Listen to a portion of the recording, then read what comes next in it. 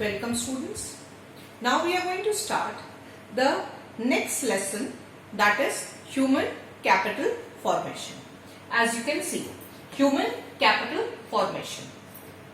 Now the question arises, what is human capital formation? Let me explain the meaning of the term capital. Capital refers to an asset. Asset is something which helps in further addition of your wealth and income. Now, how can human beings turn into an asset? The process of turning or making human a capital is known as the process of human capital formation. We have different types of factors of production: land, labor, capital, entrepreneur. The four factors of production, out of them, human beings are regarded to be the most important resource. There can be different resources like land resource, mineral resource, water resource, etc., etc. But all these resources are passive resources and have no use until and unless they are brought into use by human beings. So, of all the resources, human resource or people are the active resource and rest are the passive resource. This is the main difference between human resource and other resources. Now the other resources are known as physical resources, whereas human beings are known as human resources. And the process by which human could be made a resource is known as the process of human capital formation. Human capital formation refers to the stock of skill, ability, expertise, education, knowledge in a nation at a point of time. It refers to the skilled, educated, efficient labor force or the entrepreneurs that an economy has, which can help in promoting the economic development of that economy and lead to an addition in the wealth and income of that particular nation. Now the question arises, how can human beings turn into an asset? Human beings can be turned into an asset. For example, before that, to begin with, let me give you an example. Two firms A and B have exactly the same amount of resources. Maybe they have the same amount of cash in hand. Maybe they have the same amount of laborers to carry out their production activities who are equally efficient and equally talented. But the manager of the two companies have different ability. And company A has much more turnover than company B. Now the question arises, how is it possible? If both the companies are given a particular task and a given deadline, the production of company A excels company B. This is only because of the difference in their human capital. That is the entrepreneur who manages all the resources to initiate production activity. And how does he do that? He does it with his skill, ability, knowledge, efficiency, and this is what is known as human capital. Now let us come to the next form of capital, that is physical capital. It refers to the asset which themselves have been manufactured and are used for production of other goods and services. These are tools or assets which help in manufacturing of other goods or other assets. Or in other words, these are machine, equipments, plants which help in manufacturing other assets, tools, plants, machines or goods which are directly used for satisfaction of want. Next. Now if we compare human capital and physical capital, let us differentiate them. Physical capital is tangible, which can be touched, felt. This is intangible. It cannot be touched, felt. It is abstract. It is separable from its owner. That means the one who has the physical capital and the asset, they can be taken apart. They can be separated from each other. But in case of human capital, you cannot keep a person education away from him. You cannot keep a person's health away from him. So human capital is inseparable in terms of its skill and ability and the person who possesses that skill or ability. Next, it is perfectly mobile between countries. It is easily carryable from one place to another. It can be easily transported from one place to another. Machines can, for example, can be easily carried from one point to the another destination. But in case of transportation of human capital, there are several barriers to, and there are lack of perfect mobility. There can be obstructions preventing smooth and free mobility of factors of production in terms of human capital from one country to another, from one region to another, etc.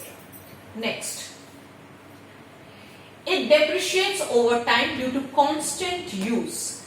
When a machine is, for example, being used or a land is being used, the land will gradually deteriorate in terms of its fertility and the production ability of that land comes down.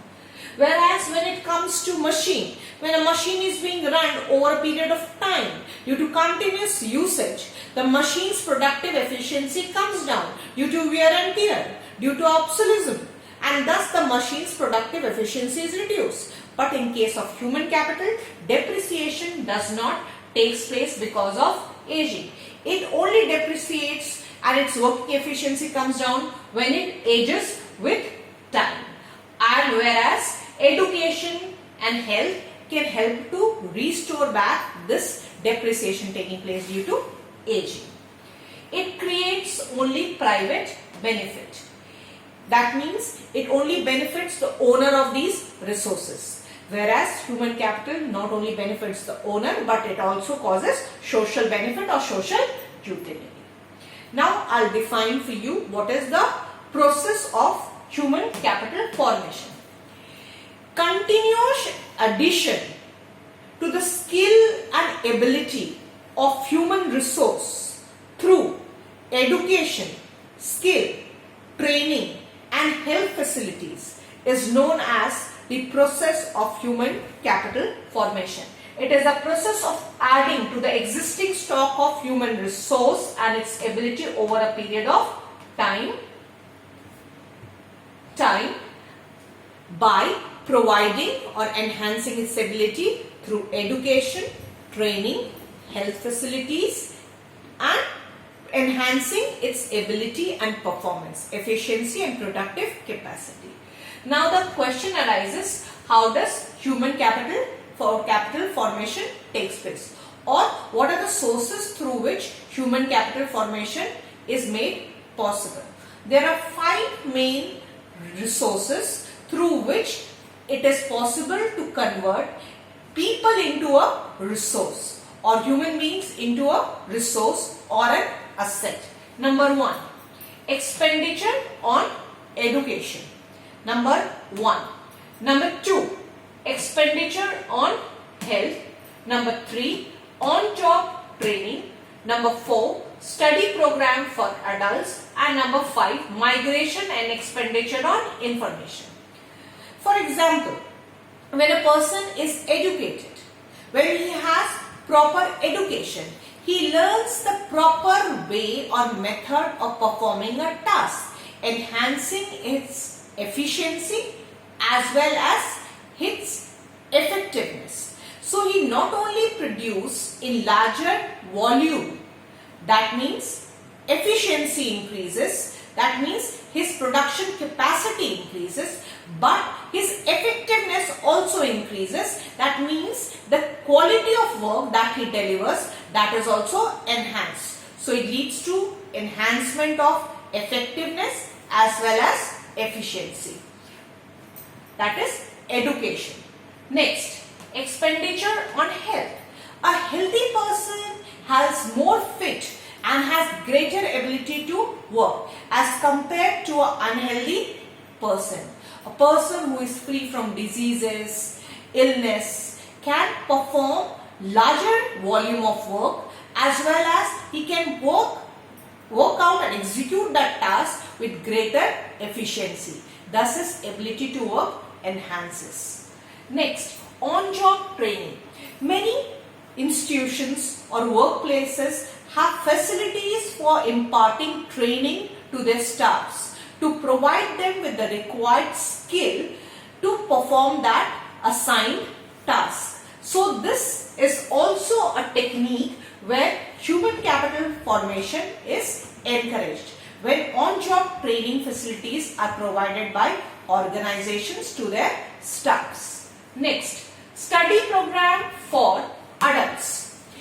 There are many adults who may not have got opportunities for learning proper skill, or they might not have got education, either formal or technical education. So by arranging study programs for adults and providing them vocational training related to their work, the study program can enhance their mental horizon, their efficiency, their ability to perform a task, and make them an asset for the nation or the economy. Lastly, migration and expenditure on information.